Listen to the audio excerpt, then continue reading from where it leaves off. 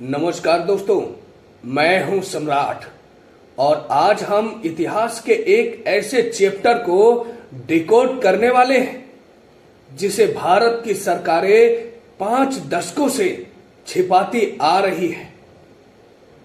बात करते हैं 11 जनवरी 1966 की रात की। जगह उज्बेकिस्तान की राजधानी ताशकंद। सिर्फ कुछ घंटे पहले हमारे प्रधानमंत्री लाल बहादुर शास्त्री ने पाकिस्तान के साथ ऐतिहासिक समझौता किया। यानी समझौते पर दस्तखत किए थे। 1965 के युद्ध में भारत को ऐतिहासिक जीत दिलाने वाला यह छोटा कद का आदमी रात को अपने सोवियत ढांचे में चैन की नींद सो रहा था। लेकिन सुबह हुई और पूरे देश को एक ऐसी खबर मिली जिसने हर भारतीय को हिलाकर रख दिया। हमारे प्रधानमंत्री की मौत हो गई। आधिकारिक कहानी दिल का दौरा। लेकिन मैं आपसे पूछता हूं, क्या यह सिर्फ एक हार्ट अटैक था या इस सादगी के पीछे छिपे आयरन मैन को एक गहरे भू राजनीतिक साजिश के तहत हमेशा के लिए खामोश कर दिया गया? आज हम उस रात का मिनट दर मिनट सबूत का पर्दाफाश करेंगे जो गायब कर दिया गया, और पता लगाएंगे कि इस रहस्य के पीछे कौन है।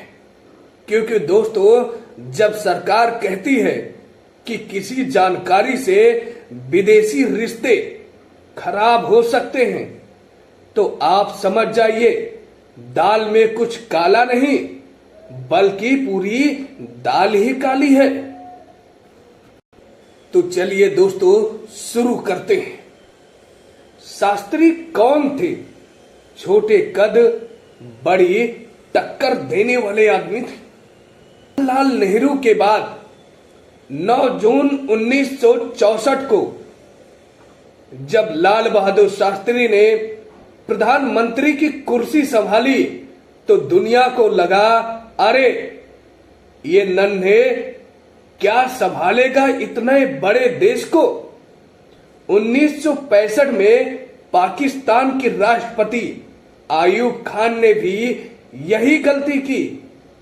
उन्हें लगा यह शांत सौम्य आदमी कमजोर है और कश्मीर छीनने का यह सही मौका है। आयूब खान ने अगस्त 1965 में घुसपैठिए भेजे, लेकिन शास्त्री जी ने जवाब दिया जो भारतीय इतिहास में आज भी गूंजता है। उन्होंने सेना को आदेश दिया, सिर्फ कश्मीर नहीं, पंजाब से लाहौर की तरफ कूच करो। जय जवान जय किसान, यह नारा सिर्फ एक नारा नहीं था, यह देश की आत्मा की एक तरफ सूखा, दूसरी तरफ जंग का खतरा। शास्त्री जी ने हमारे किसानों और जवानों का हौसला बढ़ाया। भारत ने जंग जीती। यही आत्मनिर्भरता कुछ महाशक्तियों को मंजूर नहीं थी। ताशकंद का प्रेशर कुकर और हाजी पीर का दर्द। जीतने के बाद अब वक्त था मेज पर बैठकर सोवियत संघ के प्रीमियर एलेक्सोई कोसिंगन ने ताशकंद में शांति वार्ता रखी। 10 जनवरी 1966 को समझौते पर दस्तखत हो गए। अब आता है सबसे बड़ा ट्विस्ट। समझौते के तहत भारत को युद्ध में सेना के दम पर जीते गए रणनीतिक रूप से महत्वपूर्ण ठिकाने हाजी पीर दर्रा और ठिठवाल वापिस पाकिस्तान को देने पड़े। दोस्तों, यहां सवाल ये कि हम जीते थे तो हमने लौटाया क्यों? वरिष्ठ पत्रकार कुलदीप नायर ने बाद में खुलासा किया कि यह शास्त्री जी की मर्जी नहीं थी, उन पर सोवियत संघ का भयानक प्रेशर था। सोवियत यूनियन ने धमकी दी थी कि अगर भारत ने ये ठिकाने वापस नहीं किए तो वे भारत के खिलाफ संयुक्त राष्ट्र सुरक्षा परिषद में वीटो का इस्तेमाल करेंगे। यानी एक महाशक्ति ने हमारी सैन्य जीत को आक्रामकता का फल कहकर वापस ले लिया। Emotional pressure. रात 10:30 बजे समझौते के बाद शास्त्री जी ने दिल्ली अपने घर फोन किया। फोन पर क्या हुआ? उनकी बेटी कुसुम ने फोन उठाया और सीधे कहा कि उन्हें हाजी पीर लौटाने पर बहुत गुस्सा है। शास्त्री जी ने पत्नी ललिता शास्त्री से बात करनी चाहिए तो बेटी ने मना कर दिया। ललिता जी इतनी नाराज थी कि उन्होंने बात तक नहीं की। दोस्तों, नायर साहब कहते हैं कि इस बात ने शास्त्री जी को अंदर तक तोड़ दिया। जो आदमी पहले 2 हार्ट अटैक झेल चुका हो, उस पर कूटनीतिक हार और परिवार की नाराजगी या प्रेशर उस रात टाइम बम बन चुका था। मौत का वो भयानक 80 मिनट जहर या हार्ट अटैक, इसे इतना होगा। दोस्तों, रात को शास्त्री जी ने पेट भरी होने की शिकायत की, लेकिन जिद करने पर उन्हें आलू पालक की सब्जी खाई और फिर सोने से पहले उन्होंने 1 गिलास दूध मांगा। और यहां से शुरू होता है असली संदेह। रात 1:20 पर शास्त्री जी खांसी के भयंकर दौर के साथ उठे। उन्हें सांस लेने में तकलीफ हो रही थी। उन्होंने पास रखे पानी के फ्लास्क की ओर इशारा किया। उनके निजी डॉक्टर RN जुग को बुलाया गया, लेकिन डॉक्टर के पहुंचने के सिर्फ 3 मिनट के भीतर ही शास्त्री जी बेहोश हो गए। 1:32 पर लाल बहादुर शास्त्री जी को मृत्यु घोषित कर दिया गया। सबसे बड़ा सवाल, वह दूध और खाना किसने दिया था? दोस्तों, रिकॉर्ड बताते हैं कि वह दूध जन मोहम्मद नाम के एक कुक ने दिया, जो उस समय मॉस्को में भारतीय राजदूत TN कौल का निजी रसोइया था। ट्विस्ट रूसी खुफिया एजेंसी KGB ने भी शुरू में जहर दिए जाने का शक जाहिर किया था और एक रूसी कुक सत्ता रो ने सीधे जन मोहम्मद पर जताया था। तो क्या यह दबाव से आया हार्ट अटैक था या खाने में मिला जहर? जवाब छुपा था एक साधारण मेडिकल प्रक्रिया में, मिसिंग पोस्टमार्टम और खून के धब्बे।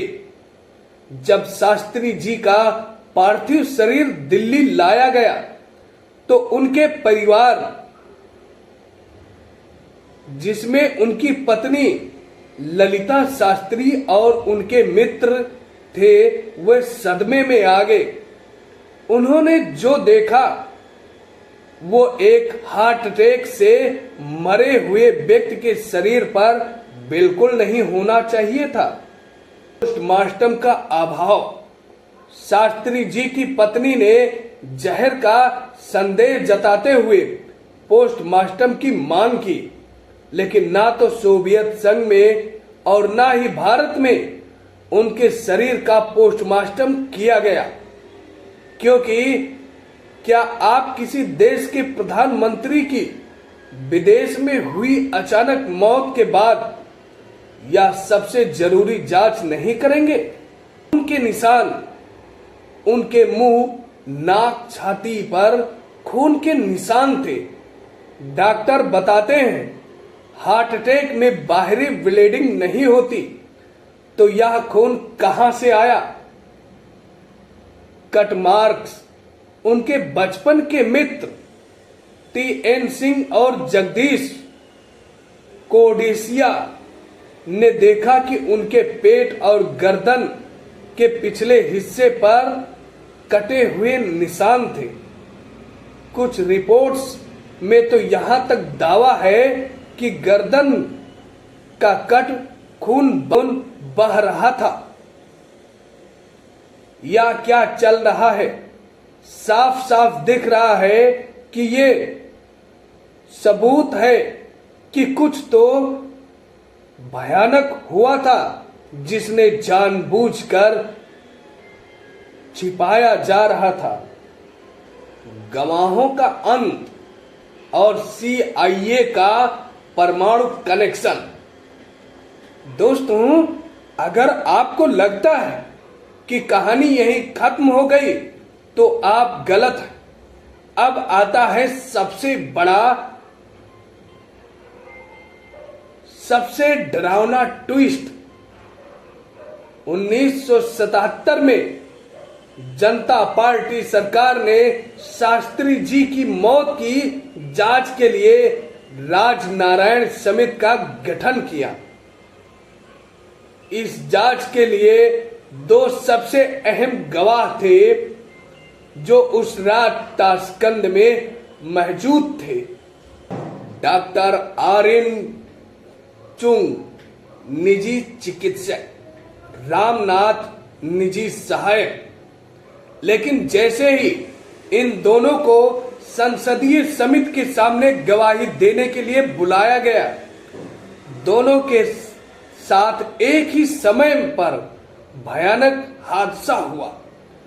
डॉक्टर चुंग की संदिग्ध कार दुर्घटना में मौत हो गई और रामनाथ भी एक गंभीर दुर्घटना में बुरी तरह घायल हुए और उनकी याददाश्त चली गई।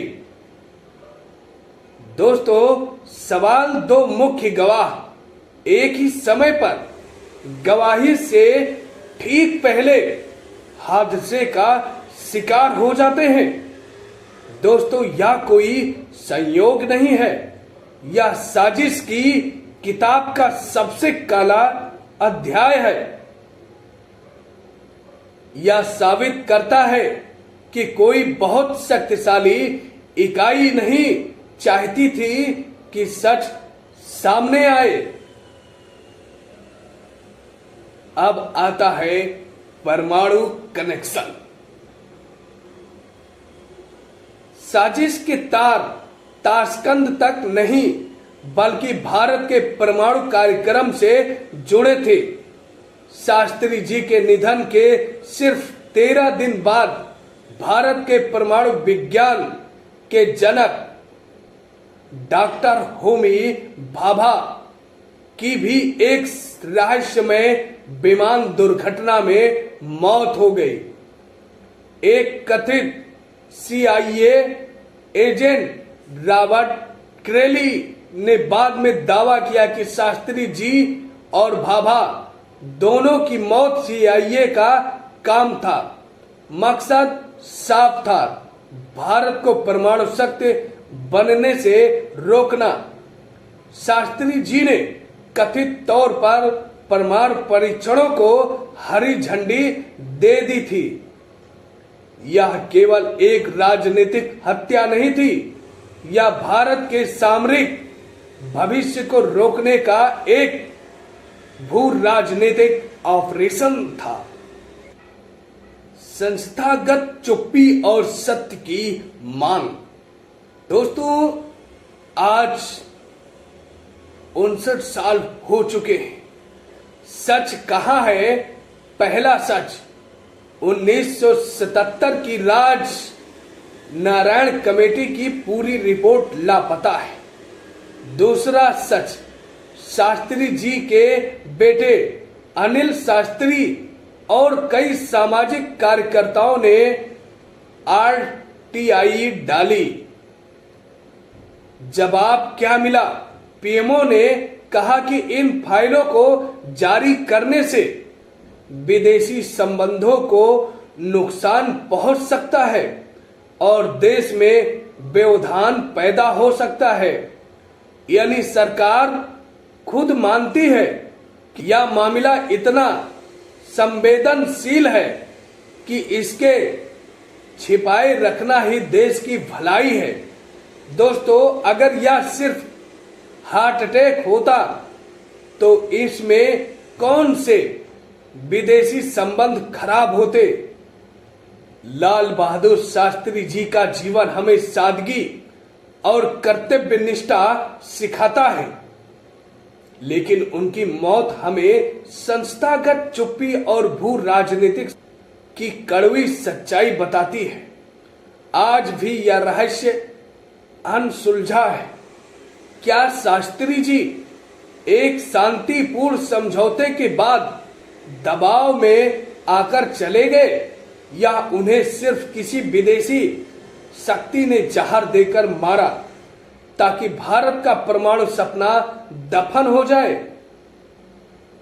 सवाल आपसे है, क्या हमें अपने दूसरे प्रधानमंत्री की मौत का सच जानने का हक नहीं है? क्या सरकार को डर है कि अगर यह साजिश का सच बाहर आया तो भारत के मित्र देश कहे जाने वाले देश को देश के हमारे साथ रिश्ते टूट जाएंगे? हमें इस मामले में पूर्ण पारदर्शिता की मांग करनी चाहिए। जब तक ताशकंद फाइलें पूरी तरह सिफाई नहीं हो जाती, यह दाग भारतीय इतिहास पर बना रहेगा।